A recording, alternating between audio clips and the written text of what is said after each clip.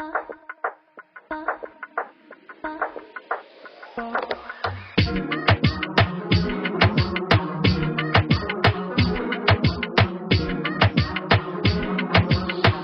back to another episode of Emotional Nightmares. My name is Tyler. I'm your host. We are spending another day down here at Club 831 in Butler, so you'll see me in the same clothes for a while as well, as we do a couple more episodes and get to know people on trying to understand the journey of recovery, right? So on today's episode, we got Brandy with us, and she's going to share with us her journey of her recovery and kind of where she's at today. So go ahead and introduce yourself. Hi, I'm Brandy, and I'm an addict.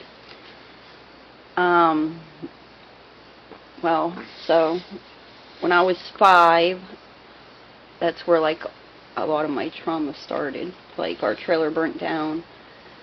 Your trailer burnt down? Yeah, like, there was a tornado. Like, it's funny, when I was about 5 years old living in Raleigh, my whole house burned down. I lost my dog.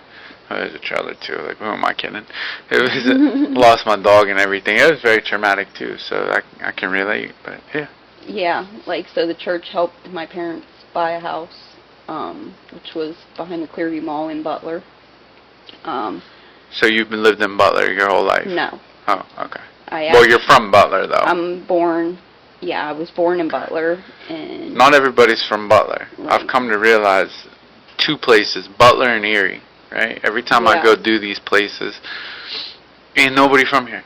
Yeah. Everybody's like, I'm from, down here, or over there, or over here. Like, I don't know, probation and parole just seems to drop everybody off in Butler and Erie. But yeah, so I went to Center Township Elementary. Okay. My parents separated when I was 5. My mother kidnapped us and took us to New York. My stepfather abused us. My sister got a hold of my dad, remembered our phone number, got a hold of my dad, and my dad came and got us. My dad ended up with full custody of us. My mom stayed with my stepfather. So you started normalizing trauma at a young age? Yeah. Okay. My dad was an alcoholic. He wasn't there. Like, my sister got in trouble. She got put in a girls' home when I was 8, and I was left to take care of my baby brother and myself.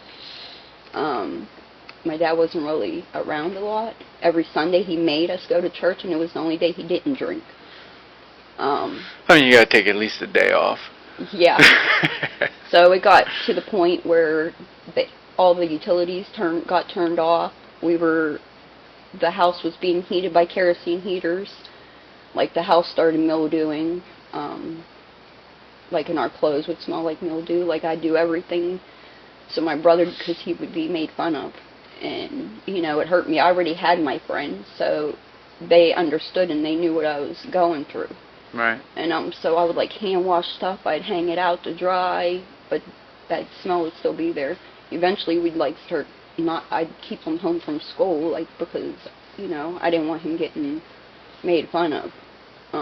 Like, that was, like, my son. Like, even though he was my brother, I took care of him. I bathed him. I did everything for him. I cooked at 9 years old, like, I was doing all that. So you were parentified, is what we call it, right? You were the parent. Yeah, I was. Okay. So when I turned 13, I got the choice if I wanted to live. I got a hold of my mother, and I decided to go back with her. So I left my mother and my dad and my brother and moved to New York with my mom. A year later, my brother came and lived with us. And at that point, I was raising not only him, but my other brother that my mom had with my stepfather and my sister's first daughter, my niece. And she was 4 months old, and I actually raised her up until I was 16. I moved out, and I moved to Syracuse, and I took my niece with me. Like, I ended up with my high school sweetheart. That's who I moved to Syracuse with. We ended up getting married eventually when I was 21, and we moved here. So he cheated. I was with him for 7 years. He cheated the whole time, and I ended up leaving him. which at that time I didn't do any. I smoked weed. Okay. Like, that was it. I would drink once in a blue. Other than that, I didn't know nothing about any types of other drugs except for heroin, because my sister was a heroin addict. Okay. Like, that's what took her away from me. Like, and I hated that. Like, anything that had to do with heroin, I wanted nothing to do with. Like. So drugs and alcohol really hasn't found its place in you yet. Right. But in a sense, though, like it's building, right? Yeah. The addiction is building because the trauma is there, right? Mm-hmm. And by the sounds of it, you're not really coping with any of the shit. Like, you're just kind of running. I'm hiding everything. Yeah, you're running. I'm tucking because I have to take care of. I have, responsibility. Yeah, babies Even raising though I'm babies. a child myself, I'm still like. Sure. So eventually, my niece got out of control. Like, I couldn't even handle her anymore. My mom took her back. But when we moved back here, me and my first husband moved here. Like, he was cheating the whole time we were together. Like, we were together for 7 years, and one day I just was done, and I left him. Well, that's when I started going to the bar, like, because I was an invert, like, never around people. I never let myself around people. I kept my people close and took care of, do what I had to do. So I left him. I started going to the bars probably 4 days out of the week. Like, but I was functioning. Like. Right, but like so you're drinking 4 days out of the week. You're kind of just you're spiraling. Yeah, like I would work 5 in the morning till 11 at night, and then go to the bar until close.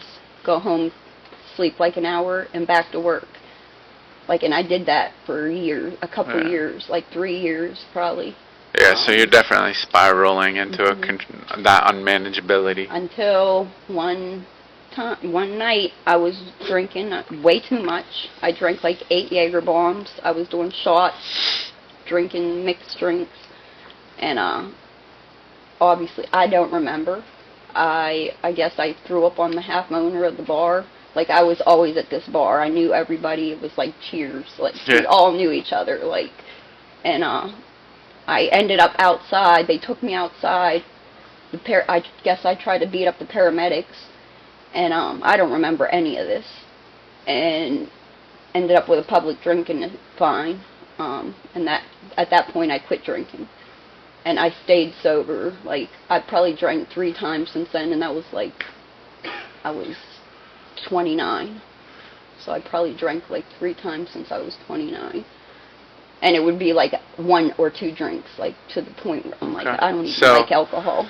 So then, in a sense, like, you were self-willing, right? Like, it's funny because yesterday we were down here doing all these episodes, and it seemed that came up on almost every episode, right? Where everybody talks about this whole, like, I'm functioning, or like I quit for a period of time, and like I always say, no shit, right? Like, to quit drugs and alcohol is easy. Like, that's the easy part. And you can do it on sheer willpower alone for a period of time until life shows up. And then let me go back to the only coping skill I know, which is obviously the drugs and alcohol. So, how old are you now? I'm 45. Okay, so at 29 we quit drinking for a period. Yeah. Right? How long did that last for? So I never got drunk again. Like. Okay. But I met my son's father at 29 in the bar. So this was my thing. I was like, I'm going to have my first one-night stand. Like, never had a one-night stand. That's what I was doing. Yeah, I ended up with him for 13 years and had my son with him. But he turned me on to pills. Okay. Did pills for 10 years. So he was going to fix you. He was going to fix you. You thought he was going to fix you. I don't know. I don't know what I thought. Okay. But, yeah, we ended up hooking up, and that was it. Like, we were together, like... For 13 years. We were like doing best pills. friends. But we functioned. Like, it wasn't every day. It was a weekend out of every month. Because we got a script of 60 oxy-40s. And they lasted you that long? Good for you. That would have lasted me a day. Well, we would do so many, for the weekend, but we would sell the rest. That's crazy. So, And all right. So when you say functioning, right? What does that mean? Like, what does that mean to you? I didn't lose nothing. I was working. Nobody knew I was doing pills. So Nobody no consequences. Knew. Right. Okay, gotcha. Right. But I got to the point I was totally depressed, and I just was laying there one night, and I said, I can't do these anymore, because it started being more. We were doing it like every weekend.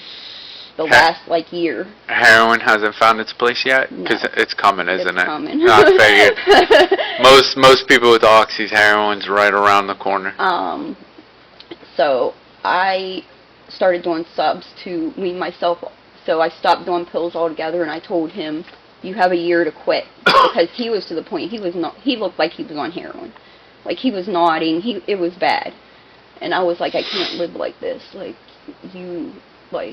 You can't have our son. One day my son, he wanted him to help him with his homework, and he's nodding off. And my son kept coming and crying to me, telling me, Dad won't stay awake. I said, bring your homework to me. So there was like a big fight, because I went and I was like, you're fucking falling asleep. I'll do the damn homework with him. And sure, because so that's the thing that I want to drive on, right? Because when you say functioning, right? Yeah. Okay, you're right, and we're gonna touch on this, because this is crucial, right? This keeps coming up, so obviously it's something that we have to talk about on this podcast. Is man, we're not really fucking functioning, right? You think that, but at the end of the day, that's kind of, in step one we talk about unmanageability, right? And with unmanageability, we don't realize this shit is unmanageable, because we normalize behaviors.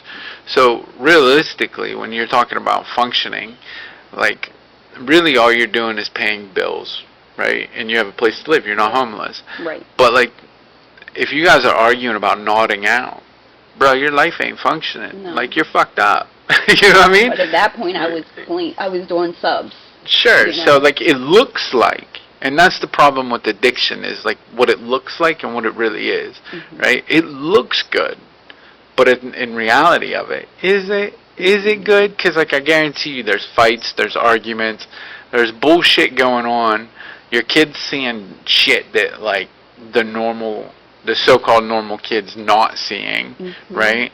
I imagine there's verbal violence, right? You guys are verbally just berating each other. I'm a shutdown. I shut so down. He's so no. berating you, though. He eventually he gives up, because I'm not arguing. Does it turn physical? No. Doesn't turn Never, physical with never. Okay. No. But it's verbal and emotional, right? So that's the thing that I want to drive on, at least with this podcast, is this shit's not. The reality of it is your addiction was there a long time ago. It just took you a long time to pick up the actual downfall to the problem. But the addiction was there. So the unmanageability is there, because realistically, from what you're talking about, as a child, your life is unmanageable. You just don't know it, because you're normalizing these behaviors, right? So right now you're on Suboxone. What takes you to heroin? Well, I weaned myself off of Suboxone. I actually detoxed off of it. Okay. Which is awesome. A lot of people struggle with that. Stayed with him for 2 years clean. Okay. While he used. And then on my 41st birthday, we had a talk 2 weeks before this. And I said, I'm done. I will stay here until our son's 18. But I'm not in love with you anymore. That 2 years of him using and me being clean, I was depressed. He didn't care. And I just fell out of love with him. And I left him on my birthday. And moved to Butler in my sister's house, which is a 3-quarter house. I had never been around addicts. I didn't know nothing about Well, you've been around addicts. Yeah, I've been around addicts. I was an addict. But Yeah, I got you. Full blown, I didn't know about NA. Okay. So I started making friends in the three-quarter houses because they owned, more than that. They owned a few. So I would start going to the houses with my sister and helping, like, do the meetings once a week, and became friends with some of them. Well, I'd start going to meetings with them, and then I started using with them. The one that tattooed me, like, we would go in his shop and, like, I'd get tattooed and we'd get high. And I hooked up with a guy, and he did meth. I didn't know nothing about meth. I'd never tried meth. I started doing meth. I didn't like it because of the weight thing. I always had an obsession about gaining weight, that I'm too skinny. And, yeah, meth was not my drug. Okay, so you have an eating disorder as well. I just feel like I'm too skinny. Okay, so self-esteem. Yeah. Okay. So when Gotcha. I look in the mirror, I'm too skinny. Okay. Like, I constantly want to gain weight. I don't know why. I just don't, I'm not happy with my weight. When people call me skinny, I take offense to it. Like, it's like calling a fat person fat. Okay. So, it's interesting. Yeah, I don't know. I've always been that way. I mean, there's a lot of different reasons for that, right? But I won't dive into that with you publicly on this. Like, I can talk to you about that, but I won't do it on this public platform for you. But he started doing dope. Okay. I hated dope. Well, I ended up losing my mother, and, like, I was holding that, like, when my mother died, I died. Gotcha. Like, I was not the same. So you lost your rock. Yeah. It's hard for me to talk about. But she was the only person I had that I could go to and talk to and would not judge me. Like, I had no friends, like, because when I would get in a relationship, I would focus on my man and, so you and nobody else existed. Like, that's so you learned to isolate yourself. Like, kind of like a life, defense mechanism. Like, yeah, I did. And so when I came to Butler and started going to meetings, like, I'm around all these people, and I'm not used to that. You feel like a stranger among friends. I just get major anxiety.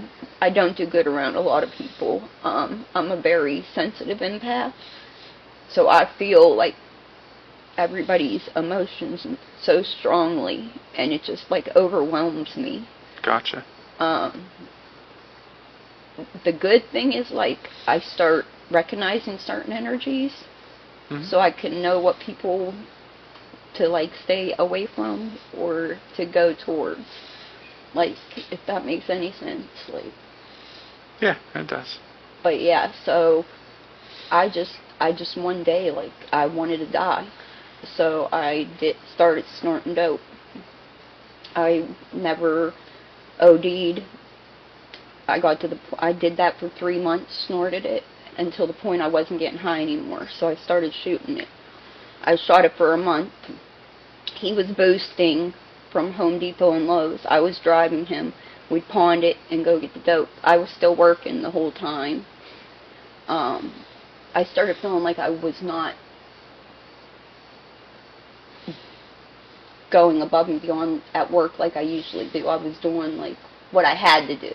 Sure. And it bothered me to the point. You were just surviving. Mhm.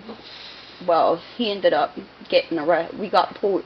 The last place we boosted at, if we were going to go to Florida. Like, this was our plan. We were going to get dope to get to Florida, to not be sick, and then we were going to go stay with my dad and act like we had the flu and detox. Yeah, we thought that's what we were going to do. So we ended up getting pulled over by an undercover cop. They took him to jail. They let me go because I wasn't doing it. I was just the driver. Right. So I came back to Butler because we were in Pittsburgh. That's where we would go. So I came back to our apartment, and decided, since he was in jail and had no choice get off of dope, I was going to do it on my own in my apartment. So that's what I did. I laid there in detox for days. He ended up talking me into bailing him out of jail out in Pittsburgh when Butler wanted him. And I called my sister, and she's like, don't do it. You're going to lose the money because Butler's going to get him anyway. So my dumbass, that was my man. I had to go save him. So I drove to Pittsburgh to go bail him out, totaled my car, and at that point I was like, I'm done. I need to go to rehab. So that was going to be my next question, right? Because it sounds like this is a continuous pattern, right? So how long have you been sober now? It'll be 6 months on the 30th. Okay, awesome. So let's go back 6 months ago, right? So 6 months ago, what was that in your mind, right? What was that thought of despair is what we call it, right? At least in the program of recovery, they talk about that despair. But what was that thought of, fuck, I gotta change. Something's gotta be different because I can't keep doing this pattern, right? So, like, what was that? I don't know. I just felt I know that, like, when I do drugs, like, I just feel so, like, you don't want to go anywhere. You're just, like... Yeah. You feel trapped. Yeah. Okay. Like, I don't want to live like that. Like, I don't want to God depend bless on you. I don't something, either. like... Well, let me ask you this, because, like I said, I see the continuous pattern, right? And as you're sharing and as you're talking, and maybe when you watch this episode, right, hopefully you see the pattern too. What's different now? What's going to prevent you now from falling back into those same patterns so that you don't return back to the drugs and alcohol? Because 6 months is awesome. It's a great start, right? But you've done this before. You've been here before, right? So what's going to prevent you this time? What's different now? Well, I'm working on me. Okay. Like, for the first time. So you got a sponsor? Yes, I do. Working stats? I started. Okay. I need to do better. Well, we all do. Yeah. Right? But when you say you're working on you, what does that mean? Tell me what that looks like. Well, I'm staying single. Yeah. Good. Yeah. Focus on you. Yeah. I'm trying to figure out stuff so I can get into trauma therapy, because I know that's what I need. Like, I've known that for years. Okay. Because things have happened to me, like, while I lived in Syracuse. Guys took advantage of me, like, in my husband's family. I kept it a secret because I didn't want to destroy the family. Right. Okay. So, well, I mean... I know. There's a lot to unpack. Yeah, there's a lot to unpack in such a short statement. But okay, so you are gonna do you want to do trauma therapy, right? Yeah. So, I mean, we got some resources that we can get you set up with, or we can get you plugged in with, because I know down here there's some good EDMR therapy, right? Which it doesn't get any better than that when it comes to trauma-informed therapy. There's some places that you can call. That would be a good start, because I mean, just from talking with you, there's definitely a lot to unpack, right? Yeah. A lot that I don't want to unpack publicly for you, right? Because I don't want to do that. But yeah, man, there is a lot there. So that would be different, right? I would love to see you get plugged into that. What else are you gonna do differently? I'm trying to move to Florida. We're all trying to move the hell out of this area. Yeah. So you got a good support group, though, right? Because they're here with you. Yes. They're out there watching you. I do. Staring at you. Yeah. Yes. Like, my best friend is my rock. I feel like she saved my life. Jess? Yeah. Yeah. Like I had a point in my life where, I was in a bad relationship, and it was just traumatic. Another one. Yeah. Like I've been Sounds in like a three, pattern. one after another, like since I came to Butler. Okay. Like 1 year, 1 year, and 1 year, and they were all bad. Yeah, Like, don't do anymore. Take I time have for to you. stay away from meth, because all these guys. You have to stay away from men. Just stay away. Like, I know. focus I on know. you. That's what right? I'm doing, No yeah. relationships. No, right. Just let's focus on you. Yes. Sometimes the best love is self-love. I feel like right? it's hard for me. I know I have to, and I am working on it, and I do feel like I'm doing good, because I would be in another relationship right now. Well, ultimately, it sounds like you're searching for love, right? And the best love is self-love, right? So at the end of the day, like, it's about getting to know you, right? Like, being able to answer the question, who are you and what do you want? And, like, where are you going in life, right? And, like, that's what recovery offers. So at the end of this, right, like, so you're 6 months. So for another 18 months, right? Just focus on you. Yeah.